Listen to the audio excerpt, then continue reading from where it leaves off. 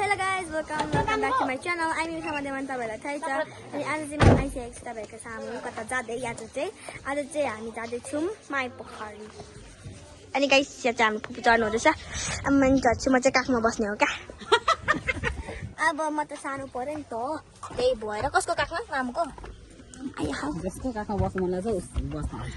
अनि गाइस हामी चाहिँ जाने हो। यो मेरो चस्मा छ कि छैन?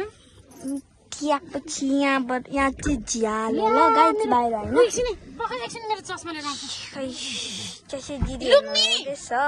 लुम्नी त्यो मेरो ब्यागमा माथि मेरो चस्मा छ ल्याइदे त।